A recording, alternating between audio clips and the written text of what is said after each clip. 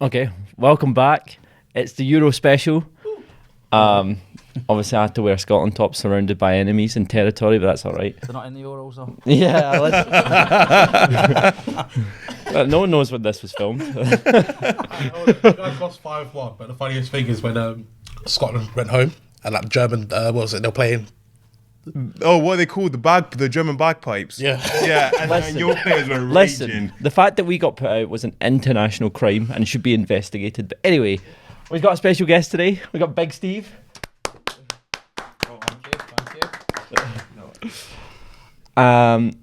I've just got to start with the Euros, and I'm just going to ask because I've lived surrounded by England fans. Do you think England's going to win the Euros? No. No. Yes. Yes. Was you out last night? You know what it is? I'm going off the fact that in the previous Euros, if you look at it, a lot of the teams that won it, like Italy last time and then Portugal the Euros before that, they didn't play particularly well in the early stages. And honestly, the England performances can't get worse than what they've been, and we've been at our worst and been able to grind out results. So I'm just It thinking, can't get worse. I don't think we can get 100% worse than what we've seen. You think we could get worse? Yeah, you've not Like lost losing. yet. It can get worse. I We've lose it. got a good side of the draw, to be fair. Yeah. Southgate Yeah. has this way of like getting these easy little runs, but as soon as we hit If we're someone gonna- elite, it's game over. I Brendan don't. Calvin Phillips. This is what kills me every time. There's absolutely nothing to suggest that you're going to win this. Nothing. Even And- the bookies had us favourites, though. And I don't Mad. get that either because it's a complete disrespect to every other nation. As if France doesn't. The best player in the world plays for France, Yeah, but and you're saying England's favourites. That's- I don't get it. like, I understand what you're trying to say, but looking at this Euros, apart from Spain, maybe Germany, Portugal. none of the big boys have actually been that great. Yeah. Like France qualified without scoring an open play goal. Yeah, I was the only one on the overlap that backed Spain. I've backed Spain. Spain. I've had a bet on Spain. So. I've always said, because like was it the last year's World Cup, Spain, their only problem was they created so many chances, just couldn't put the ball back in the net. Now they're getting the goals in. It's like, hey, yo, Spain are looking dangerous. You still think England will win? Well, I'm going to back the home boys, but No, it's not happening. I was out there in Frankfurt for the Denmark game, and it's just depressing. I'll be honest. See before that tournament started, I was like, England could do this, and it hurt my soul a little bit. But then I watched your first game, and I sat back like this. I was like, they're out. There's no way anything like to struggle that much against Serbia, It's and the then it just got worse. It's the players. You look at the players on paper, but on the pitch, it's just disjointed. You're pigeonholing players into positions they're not in. We're the only nation in the world where we're all arguing who to drop, where we should be arguing how to get them in the system. that's another thing that annoys me, because like, if you look at Germany, Wirtz was Bundesliga player of the season, and the fact that he came on the 80th minute in Yeah. a knockout game, but we're there shouting, oh, we It's need to because get Maynard, we need to get this. Gareth's not a strong enough manager, so the press can bully him, and the fans feel like the same. If it was an elite manager, if we had someone who was like top level, if Pep was managing England or Mourinho, and they said, right, I'm putting Saka at left back, nobody blinks an eyelid because Pep's got some up his scheme. But you couldn't trust Gareth Southgate to play that. The system would be wrong. Every substitution he makes is like for like. It's not even like he don't even like swap the wingers in the game to maybe like outfox the opponent. It's like this is how we set up, and if it doesn't work, shit, I don't know what to do. But don't you think he's tried that with, like, let's say, for instance, bringing in Trent into the midfield? Yeah, but it doesn't. He's sacrificed the whole England team to put Trent in midfield because the Sun or the Mirror, probably wrong newspaper, the Sun, but the Mirror turns around and says, yeah, he'll be good in there. So I feel like he just does what everyone else says. There's no way Trent Alexander-Arnold is a midfield player. Klopp doesn't get the best out of him there. So Southgate, I was going to say, another point is, has anyone actually seen Trent in midfield for Liverpool? no, it's just Like, But it's different though, because with Liverpool, they've got the players that they don't need him in midfield. The reason why I thought we were trying this is because we haven't got a strong midfield. But you know, he was a centre mid that Klopp made into a right back. But my thing here is Gareth Southgate is probably one of the most defensive managers ever, in charge of probably what has been the most attacking England team you've ever had. yeah. And he's never going to get anything out of that. So, like, as much as we could talk about how shit Southgate is and the positions he's in, someone put him in charge of this. Someone thought, let me look at that squad, put a defensive manager in charge of it. It's the FA. They've got no balls. They just, you're a yes man. If you're a yes man, the FA love you. 100%. If you've got a different opinion to them, it doesn't work. Simple as that. So do you think we need to go down the foreign route now? I said it the other day. I'd go and give Zinedine Zidane 20 million quid a year. I'd get Thierry Henry as his assistant and somebody else, because all this group of players have grown up watching Zidane. So the respect they're going to have for Zidane is unreal. So he's won it as a player, he's won it as a manager. So can you imagine your first England training session when Zidane comes on the pitch and says, right, we're doing this is how we're doing. You're going to buy into it and think, fucking hell, that's Zidane. Southgate comes on and goes, right, lads, today we're going to play in midfield. They're going to go, shut your bell end. That's how it is. And that's it. England, if you want to be an elite nation, you've got to act like an elite nation and go and appoint an elite manager. Are they going, we'll get rid of Southgate, we'll bring in Eddie Howe? No. Sean Dyche? No. Thingy Cooper? Are you mad? Sean Dyche, to be honest. But you wouldn't put Sean Dyche. No, I wouldn't put Putting Sean Dyche in England is like putting Neil Warnock in Brazil. That's what you're going to get, mate. You're going to get it's the way it is. But I just feel like they act like an elite nation, England, on the international stage, but they don't behave like it. That Southgate's had more tournaments and more chances than anyone. And because he wore a waistcoat and we all got to the semi-final, we all think he's great. But we won out. We got beat off an aging Italy team. We were 1-0 up at Wembley. And then we shit ourselves and defended like mad. And then we ended up going out on penalties. And then Italy just got embarrassed yesterday. I think they had like one shot on target. Mad. Although it was a different team that they played compared to what they played against us. I think I told you that stat yesterday. That Italy team is so bad that if Maguire played for them, he'd be their second highest goal scorer. That's how Yeah, I don't really want to talk about goal scorers. I think they're having a transitional period though, Italy, to be fair, and they won the Euros, so they've got a bit of credit in the bank, but we've won nothing. You know what I mean? Nothing. Yeah. I agree with you in the terms like we need to get an elite manager. I'm not sure about Zidane though, because I've always said this when he managed Real Madrid. Obviously he won. He obviously three-peated the Champions League. But I'm like, was that actually him? Or was that the fact that he was blessed with some really good players and he just really, obviously he's got the name and people respected him. But I'm not sure in terms of tactically. I can't say if he's an elite manager or not, because he's never been in a situation where he's had to prove that. He was blessed with that Real Madrid team, which could go ahead and win those three. But he's never actually done it in another team. But was he blessed though? You think of the egos in that team. If he didn't have anything about him, they'd destroy him. They'd kill him. I would say this: he's great in terms of the fact that he's obviously got that brand to him. The fact that he's done it himself and he was an elite player himself, so people respect that.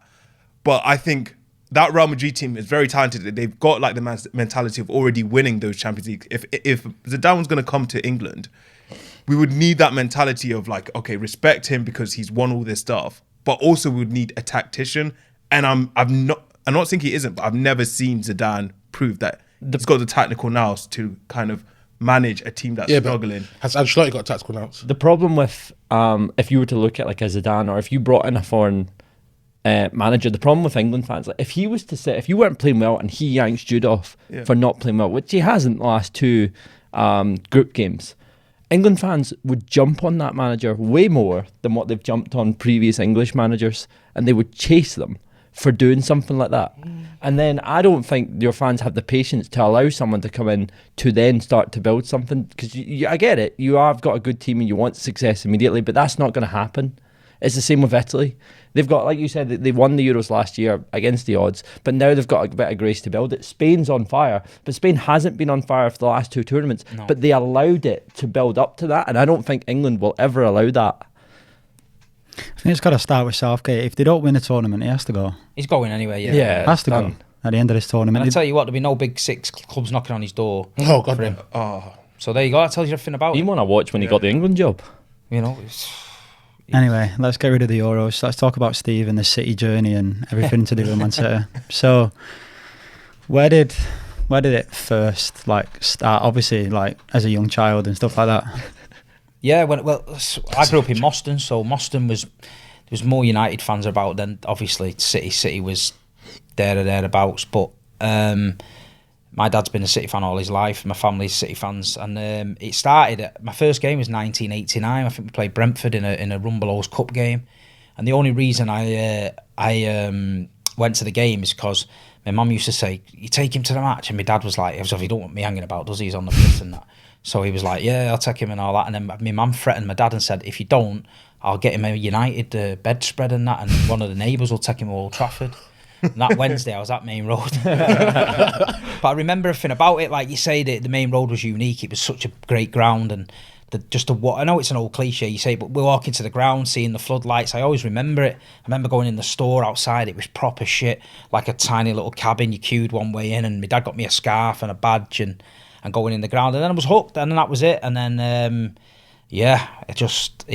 don't know. It just became a part of me. And like you say, we wasn't the best team in the world, but just passionate about your club. You know what I mean? United was like, fucking hell, they were a million miles away. You know, my mates used to take the piss out of me. My school days were shit, I'll tell you that. But the good thing was, I at 3 o'clock I could go home. There was no phones, no headphones on your gaming. You just sat there, you had a bit of peace.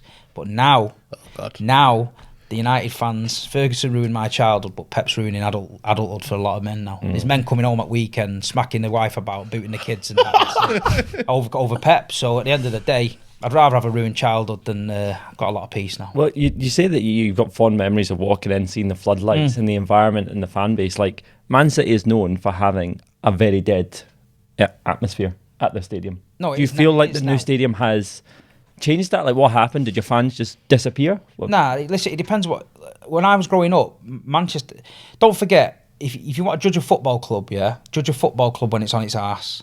So Manchester City's on its arse in League Two. They're getting 30,000, People like Chelsea and that at that time weren't getting 30,000. They were paid to keep running. And we kept that club going. So this narrative that Man City's got no fans and the atmosphere shit, it's bollocks. It's all for young kids, because if they asked their dad about Man City, they'd be like, Man City was one of the best. They went home and away. They supported the club.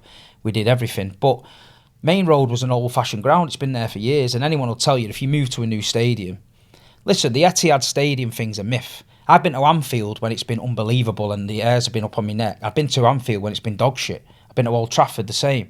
I've been to Highbury back in the day. It's been crap. I've been to the Emirates and it's been loud. So I just think it's a stick to beat Man City with. At the end of the day, whatever. We played Real Madrid 2 years ago. We beat them 4-0 at the Etihad. Real Madrid said we'd never had an atmosphere like that. But because it's Man City, it's all bollocks. But it's not. It's real life. I was there. It was mad. And I feel like modern day stadiums kill the atmosphere. Everyone's split up. You've got to sit down. There's a lot of family stand bits and corporate bits that break it all up. So I feel like football as a whole, the atmospheres are down, you know what I mean? But Man City back in the day was as good as anybody. And like you say, in them Division 2 days, it's pretty hard to get motivated when you're playing Lincoln or Macclesfield, you know what I mean? Right. I mean, Lincoln beat us 4-0, mate. Lincoln beat us 4-0. I'll always remember it. And some Dutch striker, he's probably a plumber or something now, he scored a hat-trick. And I was like, this is my life. Why have I chosen this life? Do you know what I mean? But you're in, aren't you? When you're in with a football club, you're in. I feel like a lot of these young kids these days wouldn't be able to handle it. I feel like if their team went down a couple of leagues or wasn't quite winning, they'd disappear. I see fans having a meltdown because they're sixth. And it's like, trying to be in League Two. You know what I mean? I don't know if I necessarily agree with that. What you just said, I think the one that triggers me the most is the West Ham fans. About like let's get rid of boys. Boys won your first trophy in like 40 years. And like they're all like, no, we need top four stuff. Yeah, I think fans can want to have success. Like, that's the whole point in teams playing football. I think the difference, and where I don't necessarily agree, like take Rangers for instance, we ended up in the 3rd division and had 50,000 fans week in, week out. Like, to put it in a point, like, we were playing a team where the ball got stuck in a hedge. The hedge was part of their stadium. Yeah. And one of the players who's on 20 grand a week's having to fish it out. Like, that is what we were playing against, and we had 50,000. Could you just imagine? So, like, I get what you're saying, and I get hardship and stuff in like Scotland, though, isn't it? If you're Rangers, you're either Rangers or Celtic. If Rangers went to the 4th division, you ain't going to support Celtic, but people will jump ship. If you're in London and your team's wank, so you're going to jump to someone else. I know United fans that now support City. I also know United fans that there's two right there. I know United fans that don't even go. They're like, I'm not going Old Trafford anymore. But when I was a kid, they were the worst ones. They were on me like mad. So I've seen this change. You know what I mean? School, man. It was but crazy. I don't know. It's. There's times when you're just thinking. I think we got that low as a club where we just thought, you know what, we just got to back him, because our '99 squad that won the playoffs, they're treated like heroes. But that is the worst Manchester City team in history, by the way. But everyone loves them. It's because we were that shit. We just went with it. You know what I mean? We just went with it. In terms of your journey so far, what would you say the best and the worst moments as a Man City fan? The worst moments are when you're going down, because you're getting people in your ear. And my dad, I was working for my dad, and he was going to me, "What, you're obsessed with this football club. You need to be going to work. You need to be looking to get a mortgage. I was getting in relationships and they were ending because I was pissed every weekend watching Man City. Do you know what I mean? I used to say I started watching. At one point watching Man City under Stuart Pearce, I had an afro. Yeah, I had about 10 grand in the bank and I was engaged. By the end of the season, I had no hair, no dough, no bird. That's what Stuart Pearce did to me. We think we won one game or something at home. We had the rise for Sellers up front. Yeah. It was absolutely terrible. But I just fell in love with a football club. There's no other feeling. When I've been on the bones of my arse and life in general has not been going well, I found something in a football club. Like I'd go to the ground, main road, people would always pick you up. You felt a part of something. Mm-hmm. Do you know what I mean? And then I was like, I'm in with this football club. I can't give it up. It was like, no matter how shit we was, it sort of made it better because we were worse. Yeah, I remember getting on coaches and saying, "You're not fucking coming again, me." And my mate would be like, "I'm not coming again. It's fucking shit." And I go, "Yeah." We'd be like that all the way home. And then I'd get off and go, "See you on Saturday." I go, "Yeah, see you later, mate." And it's like, because we were just involved. And City at the time, we had a lot of sympathy. A lot of fans used to say, "I love Man City, the sports mint and all that." Now, the jealousy's kicked in with the money, and Man City, we hate them, the oil money, this, that and the other. But at the end of the day, when Man City was low and we were down there, we stuck together. We had Man United, the biggest team in the world, in the same city, right? Mm. They were winning the treble, we were winning the League Two playoffs, right?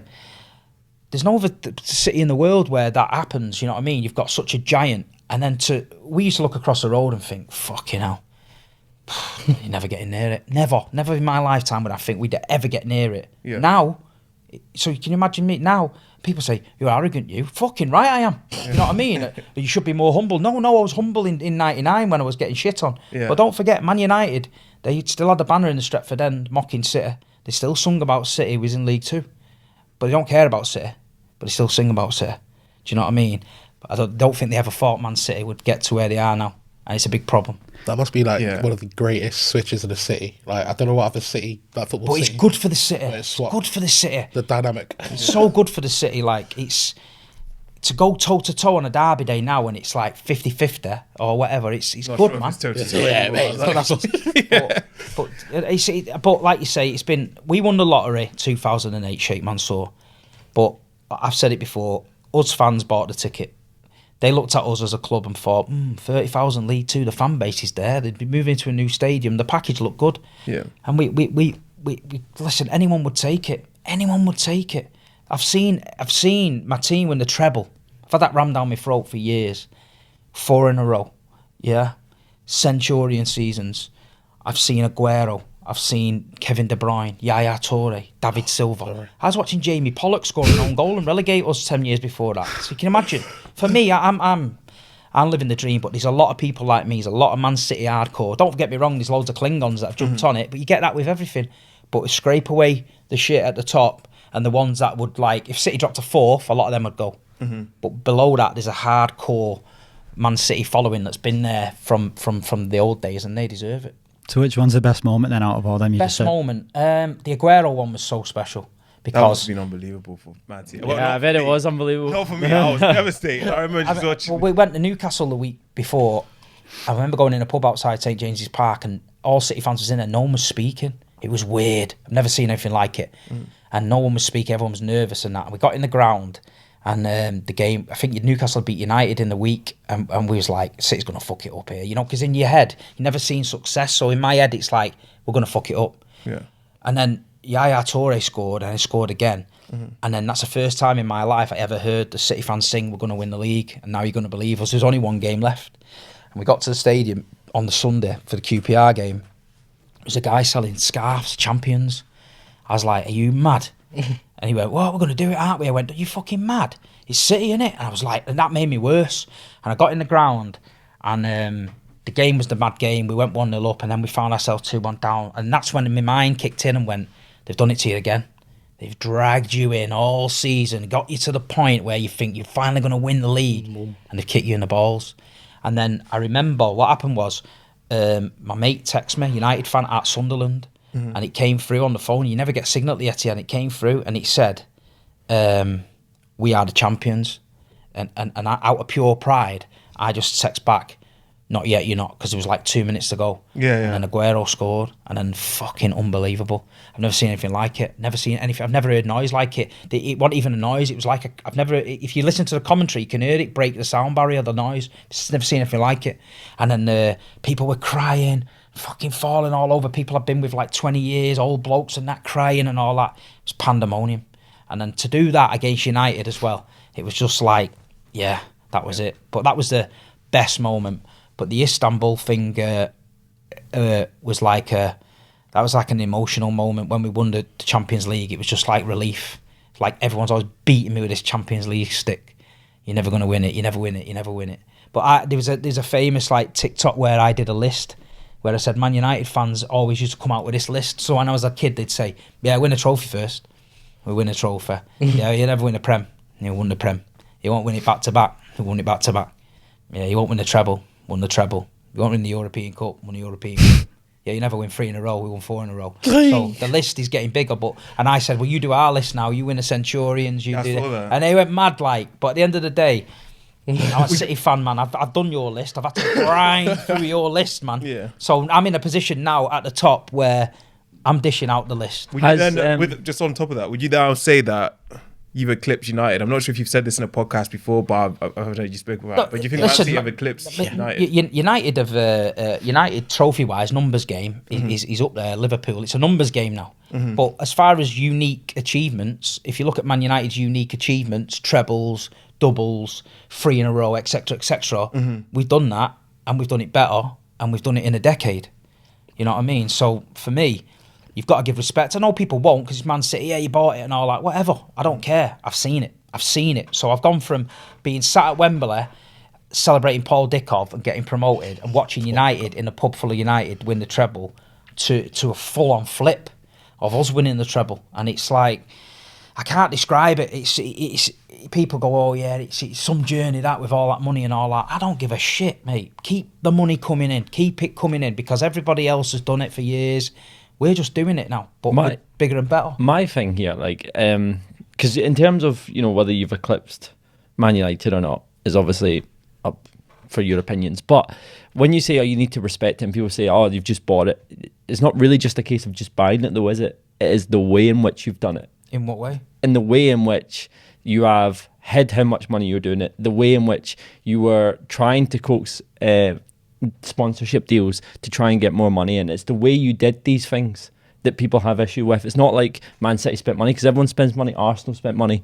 Man U have spent like an ungodly amount of money. Yeah. Chelsea have spent money, but it's the way in which you've done it is where I think people draw the issue. Because you can't sit there and say 115 charges pending over you is the same as everyone else. No one else has that. Well, have you seen the charges? The list of them, yeah. What are the charges then? Well, you've got charges in terms of the sponsorships where you're pretending that you didn't get as much money as you did. That's a lie. That's a lie. You look at the CAS case, yeah? The sponsorship deals were deemed a fair and clear value. Anyone can Google that. The CAS case, Etihad, Etisalat, in CAS were deemed fair value. But who can put a fair value on a sponsorship deal? If Man City win the league and your company wants to sponsor Man City, and I say to you, it's 60 million, and you say, yeah, that's fair value because we're on the champions of England. How can you say... The issue wasn't the value of the sponsorship deal. The issue was that you funded it. You paid money to them to it. It was emails from your club saying that's what you were doing. You can't sit there 100% now on hacked emails and tell me they're correct. Emails that people in positions of power in Man City said they were doing. The guy's in jail that sent them emails. Yeah, because... That's the point. He was in a position to make those decisions, sent emails, and is now in prison. This is just like speculation, though, isn't it? You cannot sit there 100% confident and put your house on that man's STEM emails are real. You've been charged with it. The FA deemed them to be worthwhile enough to say, yeah, you are guilty of this. We haven't been charged with them emails. That was the CAS case. Them emails are nothing to do with this. This is Premier League rules, profit and sustainability, failure to hand the accounts in time, grass length, medical room length. These are 115 charges, but... sponsorship is not one of them. If you were confident, or if Man City were confident that they weren't guilty of anything, why are they also being charged with not aiding an investigation? Why are they being charged with actively working against an investigation if they're confident they're not guilty of anything? That's a good question. Yeah, because the Premier League have brought charges against Manchester City, so it's down to the Premier League to prove these charges. Manchester City are not going to throw the books and the whole club open wide to a Premier League investigation on hacked emails. No one's asking you to do that, but doesn't Man do that. City No, are you think they're going to walk actively in with a working carrier against bag full of evidence and go, there, that's the evidence, we haven't done anything. It's a legal process. So we're going to have our day in front of the panel. Khaldoon, by the way, who's not some lunatic, he's one of the best businessmen in the world, said, we look forward to giving our irrefutable evidence to the panel. They don't have to give the irrefutable evidence to you or the United fan or Dave in the pub, because everyone else thinks Man City are guilty. You've just come out with a load of stuff there that you don't even know what you're talking about. So read the CAS case. Etihad Airways sponsorship deals were deemed as fair value. That's in black and white. It's nothing to do with this Premier League. No one's not saying they're not fair value. Right, but you want to throw it on Man City and try and taint what they've done because you've read something on Twitter. No, the fact is no one's questioned the value of it. It's a question of where did that money come from? Right, so hold on a minute. The Premier League, he buys the club in 2008, yeah? Mm-hmm. We don't owe anybody a penny, right? As soon as we start spending money on our club, yeah, they change the rules. Why did they change the rules? Why did they change the rules? To protect the top 6 clubs. They didn't want this coming in to it. That's what they did. Why are Manchester City now suing the Premier League? Yeah, because Man United can go and get an American sponsor, Chevrolet. Liverpool can go and get a sponsor, Standard Chartered, just been fined 1.4 billion for money laundering, accounts for terrorism, right? No one says a fucking word. But as soon as Sheikh Mansour gets his brother's airline, Etihad, to sponsor the shirt, apparently it's a problem. Why is it a problem? Because it's an Arabic thing. That's why. So you reckon that's 100%. If 100%. this was the case, if you're saying that they brought this rule in 2008 to try and keep Man City down, why are you suing them decades later? Why didn't you sue them in 2008? If you thought this was a moral issue that you were completely against, why is it when they brought charges against you, all of a sudden you've got a problem with this? All of a sudden you're going to bring in lawsuits. Well, they brought a lawsuit against us. We probably thought, okay, then we'll bring one against you. But then, if this was something that you thought was designed to keep Man City from being in the top 6, why not fight it then? Because it's had to take it's only now. So do you think FFP rules are working? Not necessarily, no. Because Newcastle United, who's had a decent season and don't owe anyone a penny, can't spend. Mm-hmm. Aston Villa's had the best season they've ever had, got in the Champions League, had to sell the best midfielder. But Manchester United can be £1 billion in debt and go and buy Everton's best player. How does that work? They bring in the revenue to be sustainable to pay that off. Well, right, so you think it's a turnover-based thing. So it goes on, you can spend on the rate of your turnover. Mm. Yeah. So in any other business, that's flawed. So to stop a business going under, it should be debt-based. You can't saddle a business with debt. A business will only go under if you're in debt. Do you know what I mean? Don't you think like that? And I agree with that. But the rules are in place. It's like you can spend based on revenue. But you're getting punished if an owner wants to invest in a club, but you don't get punished if an owner wants to take out of a club. So if you take out of Man United like the Glazers, nothing can happen to you there. That's great. Everyone's happy with that. But if you want to put money in and make the club better and infrastructure, you're not allowed. Yeah, but isn't the difference? And I appreciate the examples that you gave, which about like some of the malpractices, for instance, Liverpool sponsors or Man United sponsors have done. Isn't the issue with yours not necessarily because they're Arabic, but it's because it's they're connected to a club? Like for instance, you said it's right. So if you wanted sponsors for this podcast today, you go on your phone. Yeah? You look through your phone and see who you know, who your mates who owns a business, and you'd say, do you want to sponsor our podcast?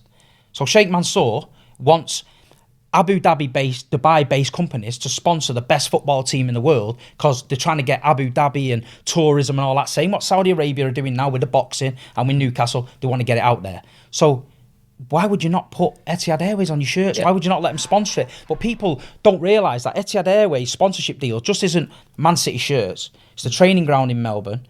It's the shirts of Girona now. It's the training ground in Uruguay for Torquay. They've got 14 teams. So you sponsor Man City, you get your brand in 14 different countries. Not just Man City, but people go, oh, it's Man City, it's not fair value. This is where City's going to, trust me, when City get to this panel, they'll wipe the floor with them. Again, no one's saying it's not fair value. That's not the point. But you're saying if I go find your mate that's a sponsor, that would be me going to find my mate that's a sponsor, say, sponsor me 100 quid, but I'll give you 50 of it. And you just pay me that's that. Alleged, that's though. not That's the same thing. You've been reading these emails off this guy that's in jail. But he was in a position of power in your company. He's a hacker.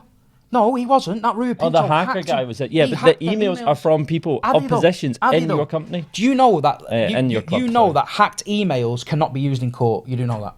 But the fact is, But the this fact is what it could be started made the up. I could make an investigation. email up now and say, "Ye sent me this email to last night," and put it out there. And Do you genuinely believe that not one of the 115 are valid? no, I believe that when I see the evidence, I'll come to my conclusion. Nobody's getting me sitting on any podcast or anything and saying, I think Man City are guilty because the Premier League have done 115 charges. The Premier League can't even draw a fucking line straight in a VAR fucking room.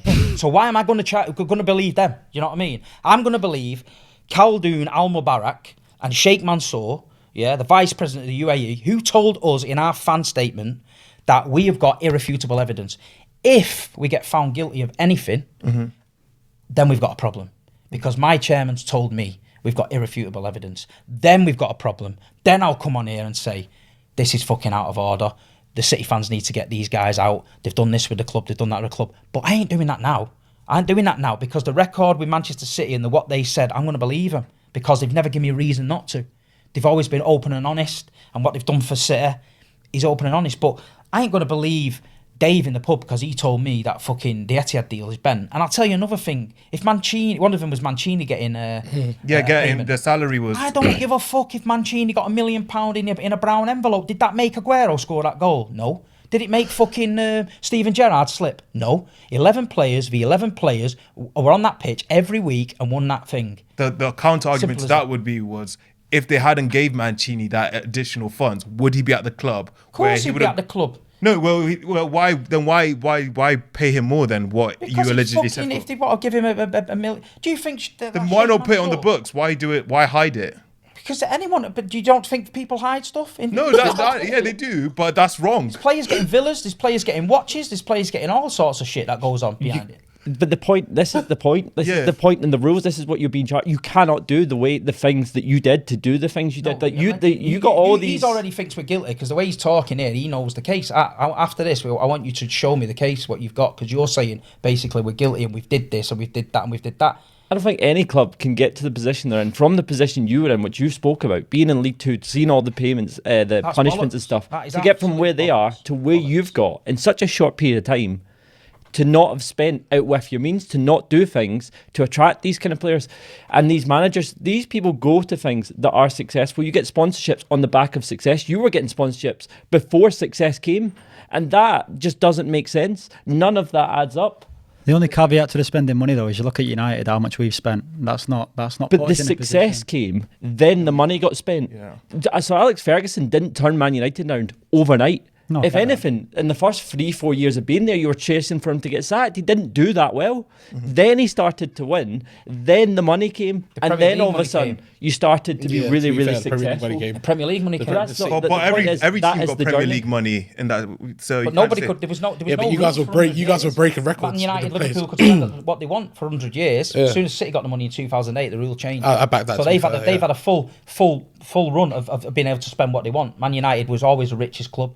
Liverpool was always the richest club with the Littlewoods pools and all that back in the day. Man City get it. All of a sudden, the rule changes, and all this about you can't do this, you can't do that. It's Chelsea spent more money than us. Man United spent more money than us. We're still winning now. We're still winning. Our net spend, they battle us with that. Oh, net spend. We're about 8th or 9th now. Nobody mentions it. So I do believe that there's this big witch hunt. What it is people can't get their head round that little Man City are smashing fuck out of every club every week. On and off the pitch, we're killing everyone every week. So whether you want to put it down to money, whether you want to make shit up. I don't give a fuck. Because 11 v 11, we're beating everybody. Pep Guardiola's the best manager in the world. The academy has done 450 million in sales in the last 4 years. Why would we have to inflate sponsorships? Our brand is the fastest growing brand in sports entertainment at the minute. So why do we have to? The sponsors are coming to us. Yeah. Sponsors are coming to us. So I'll say this. Also, I don't know if you're guilty or not. There's a lot of charges, but I'd say a lot of the charges were predating all this success. But one of the things I wanted to ask is like, so you said that in 2008, one of the points that you keep making is 2008, the rule changed, rules changed because Man City started seeing success. Are you saying that because you think maybe there is something that you've done, because you have pointed to the rule changes, Do you know what? that you could potentially have breached? Do you know what? Those In my opinion, I'll be honest. In my opinion, what I think's happened there, I think that when City have had a plan and they're going to go this way. In 2012, when they've changed these rules, we've had to accelerate our spending then, because we can't be relaxed with it, because we now got to go within constraints. So contracts that were promised and things that were already signed had to be renegotiated to fall within these rules. You see Chelsea now giving these 8-9 year contracts out. We had to do similar, like Aguero had signed a new deal, but it was less money but stretched it. So they forced a lot of clubs position, because you think about it, you're running a multi-million-pound company and you've got a plan, then all of a sudden a rule comes in, you think, shit, how are we going to get around that? They probably had deals left, right and centre that probably couldn't have been sustainable. So I think City's gone to whoever their legal team is and gone, right, how do we get around this? And I think they've bent it and stretched it, like you're seeing now. Chelsea and Aston Villa are now trading academy players to get round it. Everton are doing the same. Chelsea's just sold 2 hotels and a part of the training ground to a sister company. Yeah. If City did that, we'd be all over the fucking newspaper. He'd be wanking every night. Right? So, and at the end of the day, that's what would fucking happen. But because it's City, or because it's Chelsea, it's fine. Yeah? And at the end of the day, there's no problem. And the people were giving stick to Chelsea as well, to be It's fair. interesting that you're saying that the FA are coming out with these rules. Like 2012, they changed the rules, trying to keep Man City out of the top 6. When Chelsea did the 8-year deal, did the FA not change the rules to stop that being a thing? Did they not actively work against that happening? It's already been done, though. But that's the point. They saw teams doing it and then adjusted the rules so they couldn't do it. Well, Teams since use 2012, Man United have spent more than us.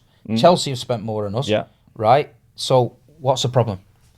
So we didn't spend more money then and carry on winning things. We're still winning things now. You can't say that the way Man City are run is not run well. Everyone's trying to copy the model. They're all trying to buy teams in other countries now and do that sort of thing. They're all doing they're invested in the academies and all that. I just think there's a lot of jealousy there. I think it's 2 parts. I think some of it is jealousy, but then some of it is the fact that obviously they've seen your success and here's another side of the coin. So if you say Man City have took this money in, right, and they've said they've inflated the money and they're spending it, what about the clubs that have benefited from that money? So if we buy Jolie and Lescott for 24 million, he's only worth 14. Everton have gained another 10 there. If we buy Jack Grealish for 100 million, Aston Villa have just got to Europe on the back of that Jack Grealish 100 million.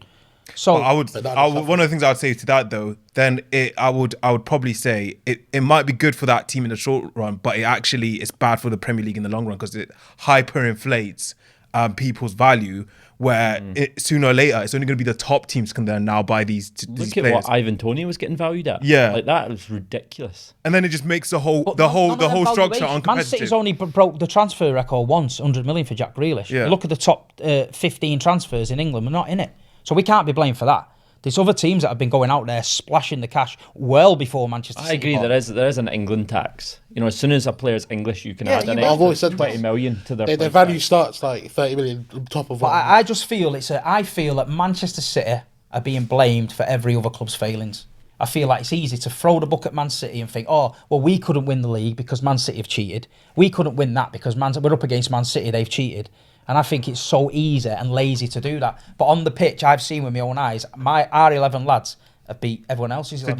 Do you also think then it's obviously, I can understand jealousy from the part of other fans, but do you think that's jealousy because the charges were brought to you by the FA? Do you think that's jealousy on the part of the FA as well? No, I listen, they've obviously thought in their head that they've got some charges to bring against us. Yeah. I'm not denying that, but what I'm saying is there's not one person who can explain them charges to everyone. It's just speculation. So in this country, you're innocent until proven guilty. But in Manchester City's case, you're guilty until proven innocent. So everybody automatically thinks Man City are guilty. They must have cheated because they're winning everything. But what happens if they haven't cheated? What happens if we get found not guilty? I'll tell you what'll happen. You paid them off. So we're guilty anyway. So in everyone else's mind, we're guilty. So no matter what I say on this podcast, we're guilty. Everyone thinks we're guilty. So no Man City fan is asked. I think just whatever, go for it. But I'm telling you, honestly, if we found guilty, then I've got a problem. As my chairman said to us as the fans, we've got irrefutable evidence. Then you're going to see Man City fans react. Then you'll see people protesting. Then we'll have to get the owners out because you don't want that attached to your club. But at the minute, there's no reason for any Manchester City fan to go against Khaldoon after what he's told us. We can't do it. I think where I would agree with you is when you're talking about like titles and stuff like that. I don't feel like no matter what the charges are, whether they come out guilty or not guilty, no title should ever be stripped, because the fact is those players went and won those games. The fact is those players had the ability to do the things they did and done it. You know what I mean? That is really important. Or bribing referees like Juventus did. They got stripped because of that, right? Mm-hmm. I agree. Manchester United failed FFP, right? They got fined for it. Yeah. Yeah? Chelsea have failed FFP. They've been fined for it. Yeah? We've not been fined for nothing yet. We did the Cass case where a lot of it was time barred. Yeah? They took it on the chin, City, moved it on. Do you know what I mean? This one, we'll see. Is that a case though? Because Everton had, 2 charges? Chelsea had a charge. There was just smaller cases of charges. You've got 115 charges. Could you even just accept, or do you Everton have out. to fight that? Everton is just, that one's so weird. No, because the Everton ones, they admitted to what they'd done. So some of City's ones are like, there's 57 of one charge, like condensed into it's like multiple. Okay. Yeah. So a lot of it's, look, if you love it, it's like not providing accounts at a certain date and stuff like that. Yeah. Okay, is that Man City just poking the bear and being a twat? Thinking, fuck it, just leave it. Just leave it. Some of them aren't just the FA though, are they? Some of them are UEFA's rules that you've breached. No, that was the Cass case. That's been cleared. This is the Premier League. This is the Premier League charges. But like you say, it's complicated. Nobody real knows the ins and outs of it. There's one numeration on players' contracts and stuff like that. But United got away with it. But basically, United said they made some clerical errors and then paid the fine. So is City not going to do that on some of them? I feel like it's getting messer, and I feel like you're going up against Man City's lawyers, and you've got to prove that the vice president of the UAE, Sheikh Mansour, who's a big guy in the Arabic world, has cheated. You've got to prove that Khaldoon Al Mubarak has cheated. You've got to prove that Forbes and Deloitte and all them have fiddled the books. You've got to prove that Nissan, Etihad, Etisalat, all their directors are in on it. Hard to prove. This is what I'm saying. It's hard to prove. I think the Premier League have bitten off a lot more than they can chew, and I feel like this is going to get fought out by legal lawyers. Nissan haven't broke any rules. Like if I turn around to Nissan and say I'll pay you half the sponsorship money to pay me, Nissan haven't done anything wrong. They're not involved. The FA aren't charging Nissan. They don't need to prove anything. Yeah, but Nissan can't put a figure down to invoice City, but then City invoice them only after. But they're not doing that. What City were basically doing with the chance of Etihad or the Etihad Airways was basically saying, you give us 100 million, we'll bankroll 50 million of it. No, it was So 12. They give us 12. We'll give you 8. That's the point. There's still got to be a paper trail of that. That can't be allowed. So Etihad can't invoice us. We can't invoice Etihad for 12. They only give us 4, and then we put the 8 in. There's a paper trail there. That's just it's fraud. You didn't. And the fact is, they're in the sponsorship deal was this. On that email, it said someone had crossed out the 12 million and put 4 million from other sources or something in pencil.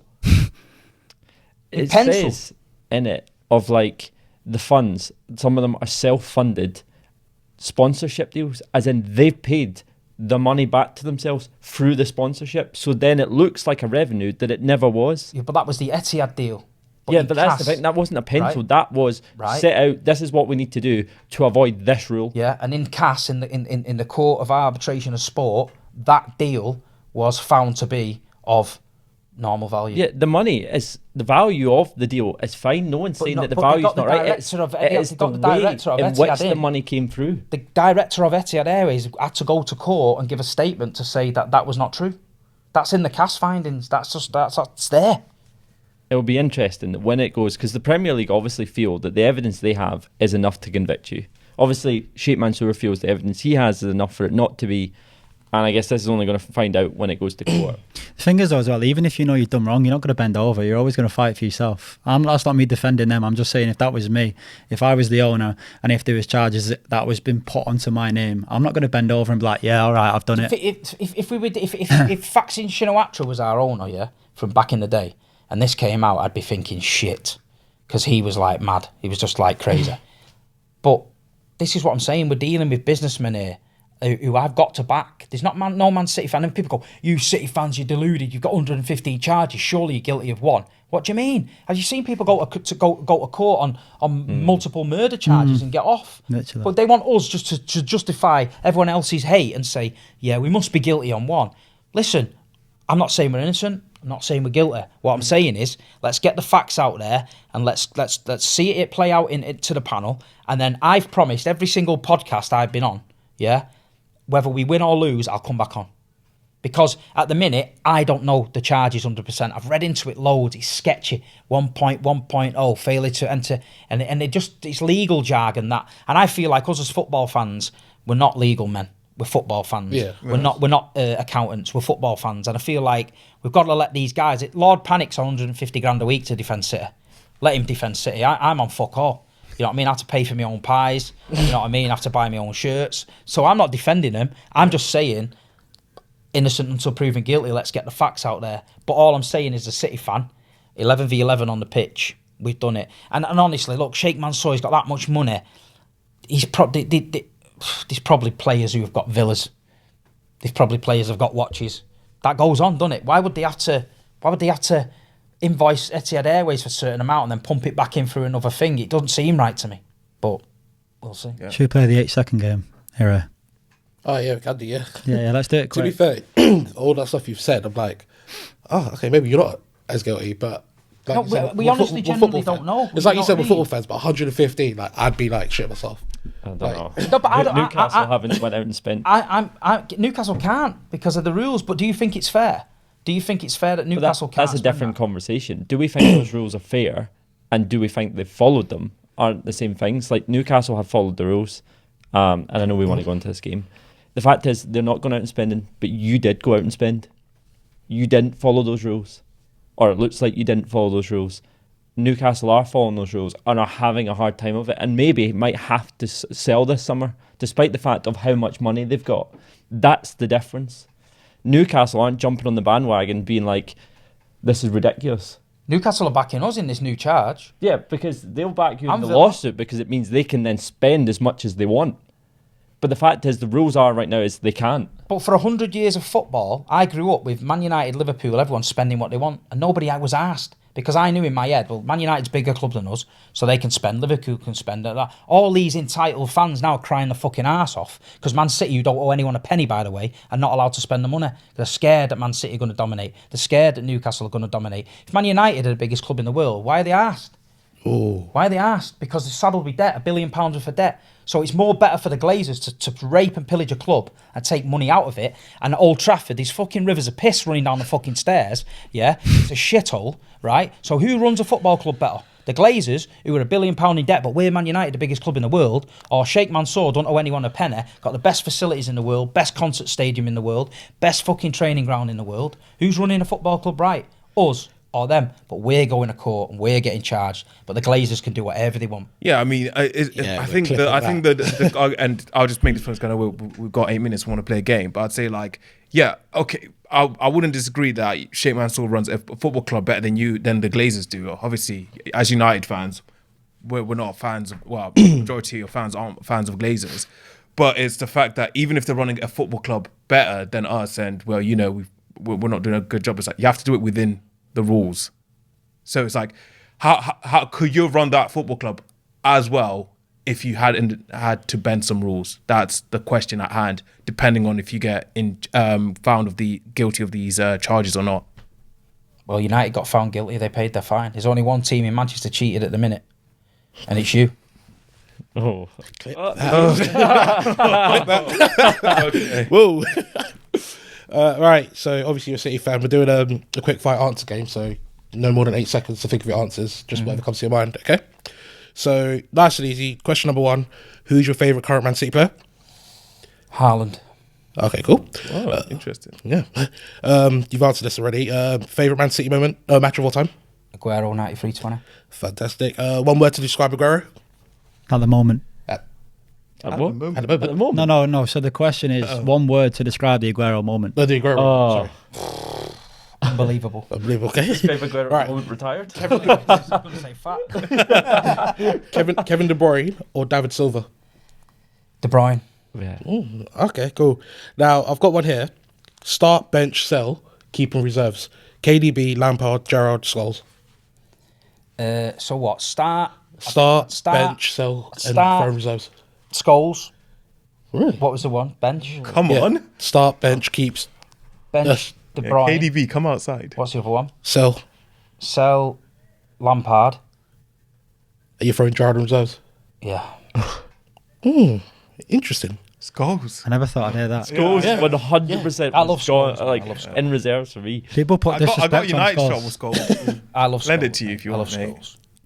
I would always rate Gerrard top. A word to describe Man United. Wank. That was so. Right, Pep leaves right now, and you have to choose a current Prem manager to replace him. Who? How do you replace Pep? Sean Dyche. But you don't want it for England. I thought he would have said Arteta, to be fair. Right. There's only one man So you would get in. your best 11 right now. Okay. You have to sell free. Yeah, but in the world. Hang on. would say it's I a didn't bit know what he So said. your current 11, Yeah. sell free players right now. You have to sell free players.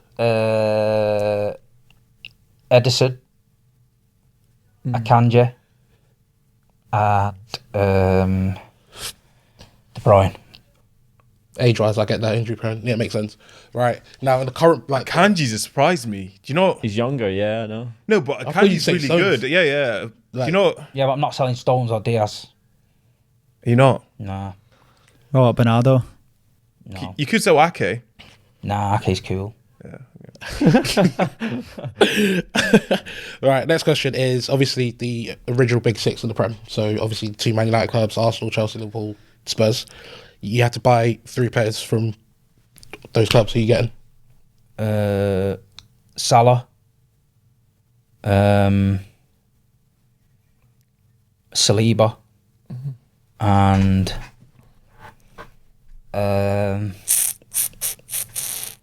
Kobe Mainoo. Love that. To be fair, you guys were interested in like was it the start of last season? Fair play. Wait, hold up. But you would sell KDB because of age, but then you bring in Salah. Isn't he? Yeah. No, Salah, we need a winger. Mahrez went. It's not been the same. You know, are you not liking the ones that you put in like Doku? Yeah, Doku's Doku's alright a on the bit left. inconsistent. Yeah. I've got That was I've good got one to for you. Go on. How do you see things changing with life after Pep? Yeah, I think it's going to be tough. I feel like, I think a lot of things will change. I feel like it'll be a big transitional period. I think a lot of staff will leave, and I think City fans just got to prepare for it. You Would- know? Would you say categorically, hand on heart, he's been pretty not all the reason, but a lot of the reason for your domination over the last 100%. however many years? I mean, what a lot of teams struggle with. You look at Liverpool; they give Klopp his flowers for going toe to toe with Man City. There was times when Liverpool didn't go toe to toe with Man City. They were out the Champions League and Europa League. He's kept this City side motivated every season. Little tiny freshen up. We lost big players: Gundogan, Sterling, everyone, and he still kept it going. Pep Guardiola is Manchester City. Everything about him is Man City, and whoever tries to step in them shoes after him, God help him. Long day. God help him. Would you say it's harder than the manager that stepped in after Ferguson? Or Same. Around about the Same. same? I think Slot's going to feel the pain this year. I for think Jurgen. I think replacing Pep's gonna be harder than doing Fergie. I hope Pep just doesn't do a madness and start telling us on the pitch like who to get like Fergie did. Yeah, that was Yeah, the that When you worst leave, mistake. just keep quiet. Yeah, it's going to be tough, man. Just a quick question here: if Pep hadn't existed, do you think Klopp would have walked the league Pep style, or has his teams only ever? As what's this question saying? Sorry. So if Pep wasn't there, do you think Klopp would have had the dominance that you guys have had? No, I feel Or like you think Pep plays that? I think Pep and Klopp have gone toe to toe. I feel like Klopp's been good for us, and I feel like Pep's been good for them. And I feel like when you set a standard so high, them two have been looking at each other, trying to overdo each other. Arsenal and United did it for years, Chelsea and United and stuff. I think it's hard to say in it, but listen, you've got to give Pep his flowers for what he's done Yeah. and the team and how he's motivated it and changed it. But I feel like, being honest, I feel like we're looking a little bit tired now. I feel like this season, if he doesn't freshen it up a bit, then it might be someone else's chance. So you know that myth of like Liverpool don't spend money, but obviously have spent money. If Klopp and Pep swapped roles, who's winning more? I think, listen, you got to go with the manager. I mean, we've seen it. The money Do you think arguments. Pep with Liverpool wins more Yeah. than Klopp with City? Yeah, I do. I feel Pep's got that extra edge than what Jurgen's got. I feel Jurgen, now you've seen him leave, and I think a big factor of that is because of Pep. I feel like he can't motivate himself to go anymore. We've only got a minute left. I've got a question actually. Is Klopp leaving at the end of next season? Klopp. Sorry, Pep. I believe so. Yeah. I think May. He's taking a sabbatical. I think he'd go in New York. You think he'll do 5 in a row? At the minute, without any signings, no. I feel we'll just fall short, but we'll see. Just the last one quickly as well. Do you think Pep's failed Grealish and Calvin Phillips? Or do you think it's their fault? No, I feel like Pep's he's probably tried to mould him into a different player, and you either buy into it, i.e. Fabian Delph turned into a left-back, one of the Centurions, or you can't get it. And I feel like Grealish sort of half gets it, but I feel like Calvin's well off. Well, that was a big question. You managed to condense it to about 30 seconds. Anyway, well, it was our episode. We didn't really talk that much about the Euros, but nonetheless. Well, awesome. Thanks for watching. Subscribe. Steve. Like, comment, all the usual stuff. See you later. Bye. Oh, made it.